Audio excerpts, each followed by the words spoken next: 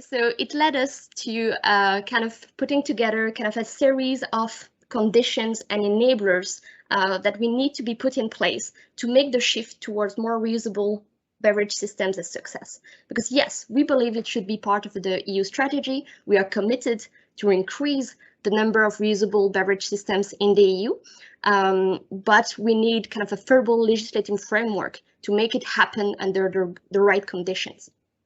And the first element is the one that I mentioned was the environmental benefits. There should always be kind of a thorough environmental impact assessment be carried out to make sure that reusable systems are only put in place where it makes sense for the environment, for consumers, and for the circular economy.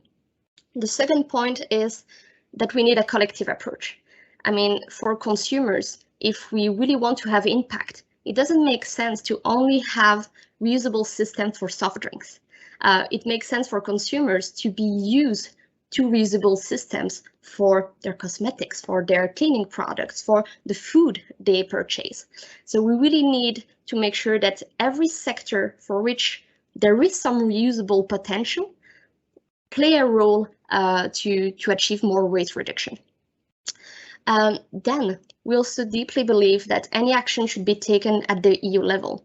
I think we are all kind of working in the EU affairs, and our objective should always be kind of the harmonization, especially when it makes sense. So if we want to avoid fragmentation of the market with many kind of a patchwork of different national laws, as we see it now with some initiatives in France, in Austria, in Spain, we need to make sure that the actions that are taken at the EU level.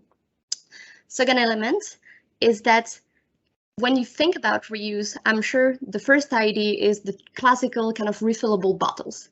But we have seen in the last few years, and I'm sure that my colleagues at Coca-Cola and PepsiCo will tell you more about this, but there are many innovations actually in the field of reusability and waste reductions with many new systems that can help in achieving waste reductions. So we think that the legislative framework should promote this, should promote and incentivize companies to innovate, invest into new systems that can help our final objectives. And we also think that any action should focus on the most relevant materials at the moment. So it is PET and glass when it comes to the classical returnable, refillable bottles, but also remain material neutral. Because it should give enough flexibility to companies to kind of invest where it makes the most sense.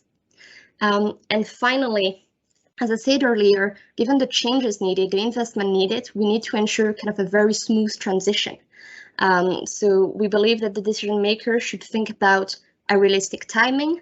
In our head, it's at least 10 years to make some changes there, making sure that there is always efficient collection schemes in place to make sure that it's convenient for the consumers to bring back the packaging.